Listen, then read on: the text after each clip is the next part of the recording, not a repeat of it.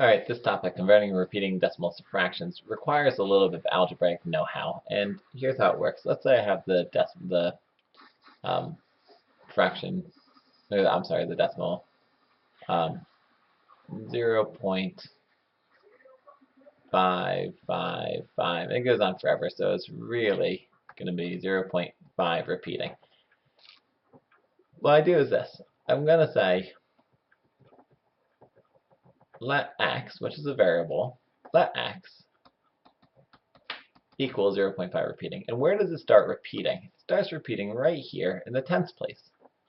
So that's what you need to know. You need to know where it starts repeating. So what I'm going to do is I'm going to multiply both sides of the equation by 10. When you multiply 0.5 repeating by 10, you end up with this.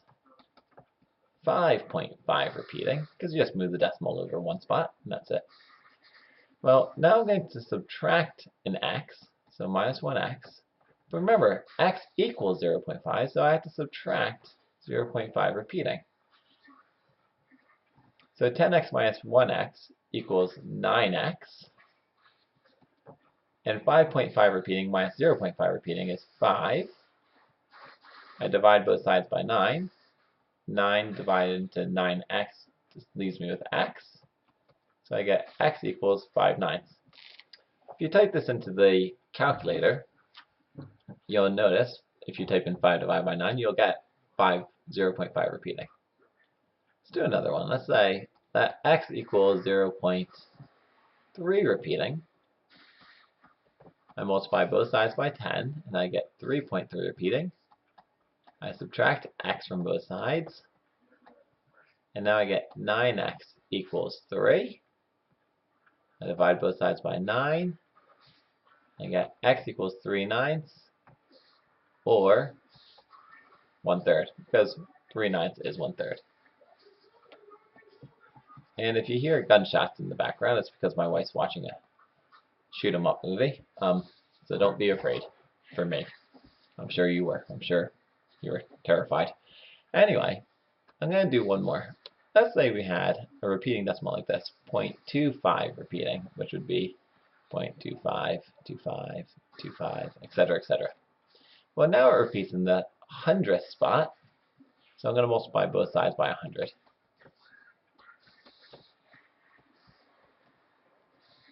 And so I'm like, oh boy. So I subtract x, but remember, what is x? It's 0.25, so I subtract 0.25 here, repeating. And I get 99x equals 25.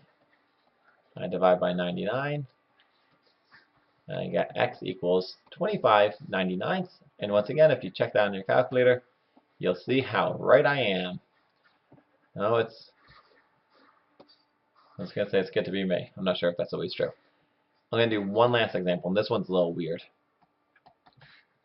Let's say I have something like this, that x equal 0.2111. So really the ones are repeating. It's really what I want to show. The 2 doesn't repeat, but the 1s do. Alright? So here's the deal. Problem is, the 1s repeat, and they start repeating after the very first one. So it's kind of like if I just had it repeat after the very first digit. So if I did my normal thing, I said 10x equals 2.1 repeating, and I subtract by x, I get 0.1 repeating, and get 9x equals 2.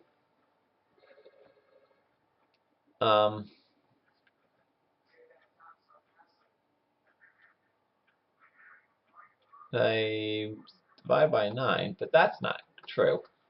This is going completely pear-shaped. What's going on here?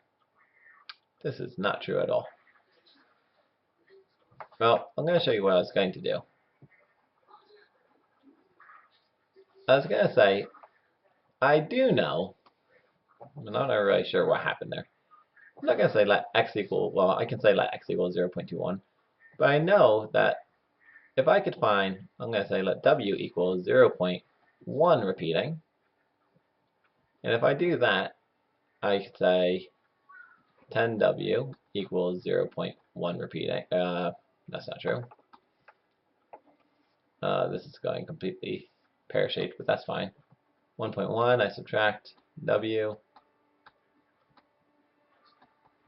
and I'm going to end up with 9W equals 1, W equals 1/9. But here's the deal.